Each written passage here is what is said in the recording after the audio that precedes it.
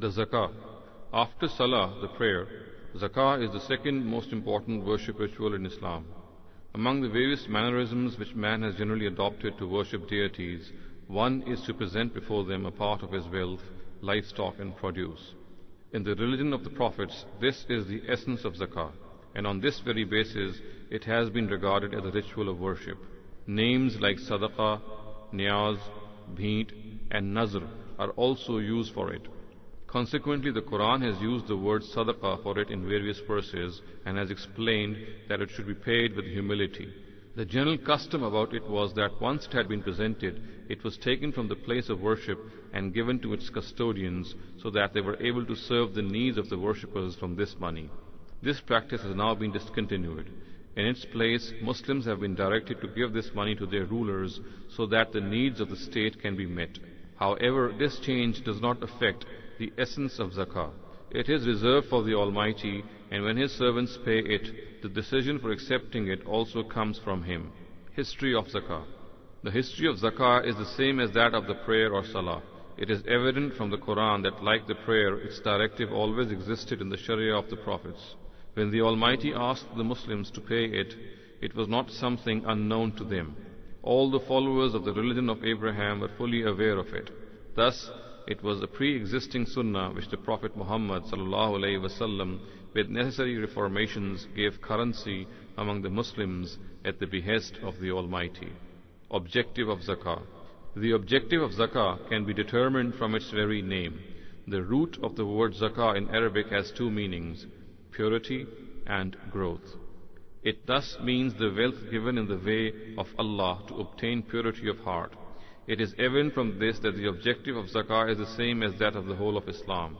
It cleanses the soul from the stains that can soil it because of love for wealth, infuses blessing in the wealth, and is instrumental in increasing the purity of the human soul.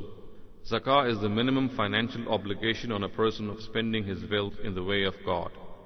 A Muslim must fulfill it at all costs. Thus, it does not win what spending in the way of God beyond it wins.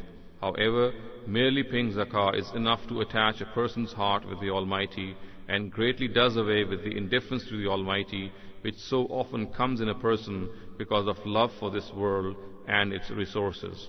Sharia of Zakah. The Sharia of Zakah can be stated as follows. A.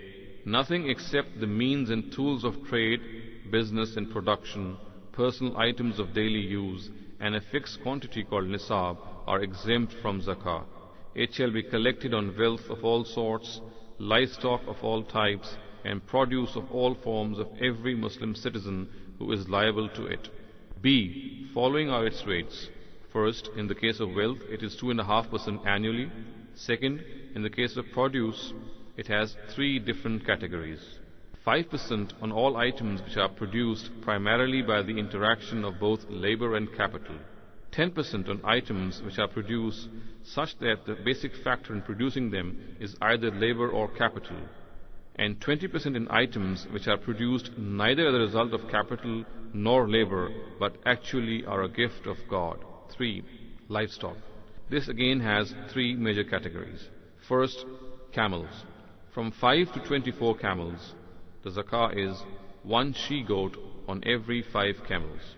From 25 to 35 camels, the Zakah is 1 one-year-old she-camel, or in its absence, a 2-year-old camel.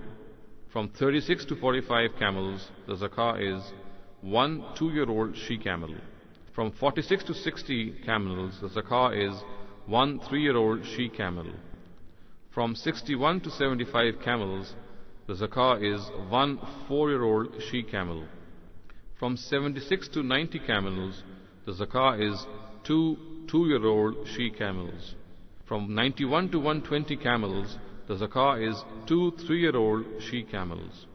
Over 120 camels, the Zakah is 1 2-year-old she-camel on every 40 camels and 1 3-year-old on every 50 camels. The second category is cows. 1 one-year-old calf on every 30 cows and 1 2-year-old calf on every 40 cows.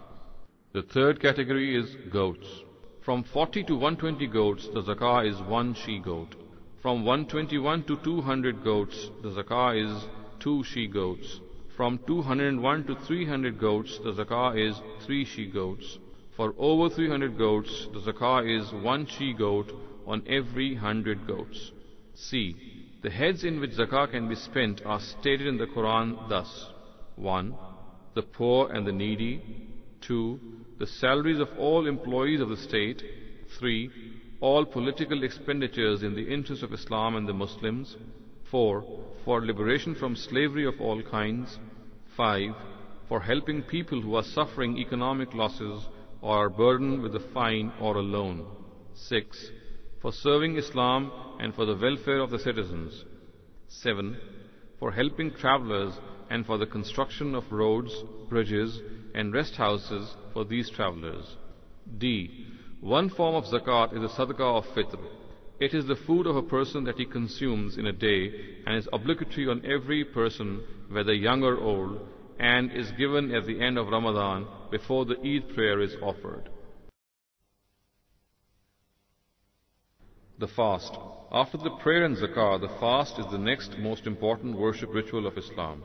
In the Arabic language, the word used for it is Sawm, which literally means to abstain from something and to give up something. As a term of the Islamic Sharia, it refers to the state of a person in which he is required to abstain from eating and drinking and from marital relations with certain limits and conditions. A person expresses himself through deeds and practices. Hence, when his emotions of worship of the Almighty relate to his deeds and practices, then these emotions, besides manifesting in worshipping Him, also manifest in obeying His commands. Fasts are a symbolic expression of this obedience. While fasting, a person at the behest of his Lord gives up things which are originally allowed to him to win His pleasure. He thus becomes an embodiment of obedience, and through his practice acknowledges the fact that there is nothing greater than the command of God.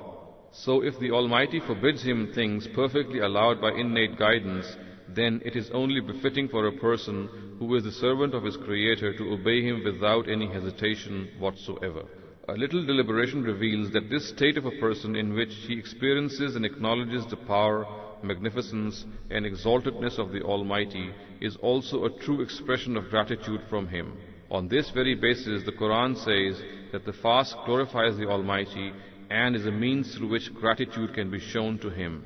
The Quran says that for this very purpose, the month of Ramadan was set apart, because in this month the Quran was revealed as a guide for human intellect, having clear arguments to distinguish right from wrong, so that people could glorify God and express their gratitude to Him.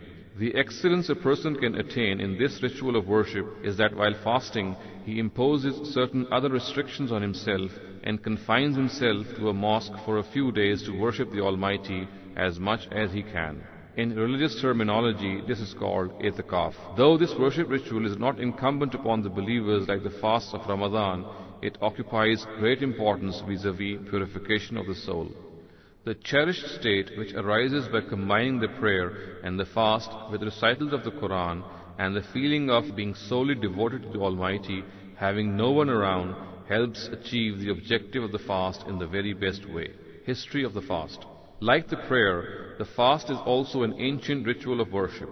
The Quran says that fasting has been made obligatory for the Muslims, just as it was made so for earlier peoples. Consequently, this is a reality that as a ritual of worship which trains and disciplines the soul, it has existed in various forms in all religions. Objective of the fast.